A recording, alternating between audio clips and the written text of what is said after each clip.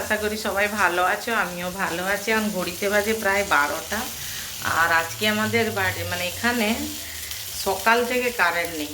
চলো তোমাদেরকে দেখাই যে কি রান্না বান্না করছি। আর কারেন্ট নেই তো গরমে যেন অস্বস্তি লাগছে। তো চলো কি রান্না করছি তোমাদের দেখাই। তো সবজি আছে অনেক কিছু, কিন্তু সবজি কিছু আজকে করছি না। এই যে বেগুন ভাজা, আর দেখো এদিকে একটু আজকে লিকার চা খাবো বলে ওই যে জল দিয়েছি আর দুটো এলাচ থেতো করে দিয়ে দিয়েছি। আজকে বাজার ছিল এখানে সোমবার। আর এই যে মৌরলা মাছ নিয়ে এসেছিলো, মাছটা লবণ হলুদ দিয়ে আগে থেকে আমি ভেজে নিয়েছি। একটা আম কেটে নিয়েছি। আজকে সবারই ইচ্ছে বাড়িতে, মেয়ে তার বাবা, যে একটুখানি টক হোক। আর আমাদের তো খুব বেশি টক আমরা খেতে পারি না। আর তোমরা অবশ্যই আমার ভিডিওতে দেখবে যে টকটা খুবই কম হয়। তো যাই হোক, মৌরলা মাছ আম দিয়ে, কাঁচা আম দিয়ে টক করলে ভালো লাগবে। তো বেগুন ভাজাটা আমি তুলে নিই, দিয়ে তারপরে এই যে একটু চা খেয়ে নিচ্ছি। আজকে আমার ক্যামেরাম্যান ছিল গুড্ডু, তাই অনেক কিছু দেখাতে সম্ভব হচ্ছে। নাহলে এই যে যখন শিলে আমি মশলা করি সাধারণত দেখাতে পারি না। তো যাই হোক, চা খাওয়া তো আমার হয়ে গেছে। আর এই যে আলু, লাল আলু সেদ্ধ করে নিয়েছি। তোমরা আবার ভাববে লাল বলছি অথচ আলুটা সাদা। লাল আলু বলতে এটাকে লাল টুকরি আলু বলে। তো যাই হোক, টেস্ট খুব ভালো। যতই সিদ্ধ হোক এই আলুটা গলে যাবে না। মানে মানে কি বলবো, একটা খুব এর বিষয় আর কি। তো যাই হোক, আমি একটু সাদা সর্ষে আর কালো সর্ষে মিশিয়ে বাটলাম। লঙ্কা বাটলাম না, লঙ্কা গুঁড়ো একটু দেব। তারপরে মেয়ে বলছে, মা এমনি আলু দিয়েই শুধু টক করবে, একটু সবজি কিছু দিলে ভালো হতো না? আবার কড়াই বসিয়ে দিয়ে আমি ফ্রিজ থেকে কুমড়োটা বের করে একটুখানি কুমড়ো কেটে নিলাম। আমার মেয়ের আবার কুমড়ো ভীষণ পছন্দের, ভাজা হোক ভাতে হোক খেতে খুব ভালোবাসে। এদিকে দেখছি শুকনো লঙ্কা ফুরিয়ে গেছে, তাই কড়াইয়ের মধ্যে সর্ষে তেলের ওপর ভাজা লঙ্কা দুটো ফোড়নে দিয়ে দিলাম। তারপরে ভাপিয়ে রাখা আলুটা আর কুমড়োটা একসঙ্গেই দিয়ে দেব। দিয়ে বেশ কিছুটা সময় ধরে কষাতে থাকবো। আমি একটু ঢাকনাটাও দিয়ে দেবো। দিয়ে আর এত গরম লাগছে কি বলবো। আমি স্কুল থেকে এসে দেখছি কি কারেন্ট নেই, এবার কীরকম লাগে। তারপরে কি আর করব, করার তো আর কিছু নেই। আর দোতলাতে থাকি, আরও বেশি গরম।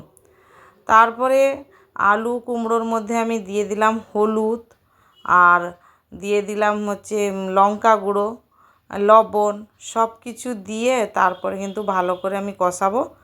তারপরে আমি আম দিয়ে দেবো। দিয়ে আরও কিছুটা সময় কষিয়ে, আমগুলো কিন্তু ভীষণ টক আছে, আমি দেখছিলাম কাটার সময় একটুখানি মুখে নিয়ে। তো ভালো করে কষিয়ে তারপরে আমি ভাতের হাঁড়ির ওপর একটু জল বসিয়ে দিয়েছি, ওই জলটাই আমি ঢেলে দিলাম। এদিকে সর্ষে বাটাটা আমি জলে গুলিয়ে রেখেছি, ওটা আমি ছেঁকে দেবো। কারণ সর্ষেটা খোসা সমেত খেলে না সমস্যা হয়, পেটের সমস্যা হয়। তো ফুটে গেছে, আগে মাছটা দিয়ে দেবো। আর যে মাছ নিয়ে আসছে আমি সব মাছ দেবো না, তো একটুখানি রেখে দেবো। কারণ আমার মেয়ে না টকের মাছ পছন্দ করে না। মাছই সে খায় না, তবুও হয়তো ছোটো মাছ অনেক করে বলি। সত্যি কথা বলতে ও মাছ না খেয়ে খেয়ে ওর ক্লাস 9 থেকে ওকে চশমা পরতে হয়। শুধু সেদ্ধ খেত, আলু সেদ্ধ, ঢ্যাঁড়স সেদ্ধ, বেগুন সেদ্ধ, ঘি, এইগুলো, ডাল সেদ্ধ। তো যাই হোক, আজকালের বাচ্চাদের তো আর বেশি জোর করা যায় না। এখন তাও বকে বকে, একটু ওর বাবাও বকে আমিও বকি, যে দেখ তুই চশমাটা যাতে খুলে তোকে রাখতে হয় সেই ব্যবস্থা করে, একটু শাক খা, একটু ছোটো মাছ খা।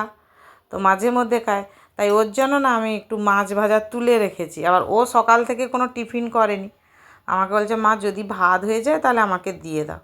তো ওকে আমি খেতেও দিয়ে দিলাম, ও খাচ্ছে এখন। আর বলছে টকটা খুব ভালো হয়েছে। ও খাওয়ার পর আমি খেলাম।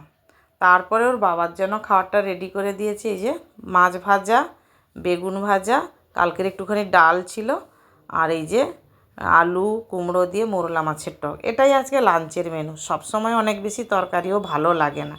ঠিক আছে, এক আধ দিন এরকম, এক দুদিন হালকা পাতলা খাওয়া হবে, আবার তারপরে একটু সবজি, ঠিক আছে।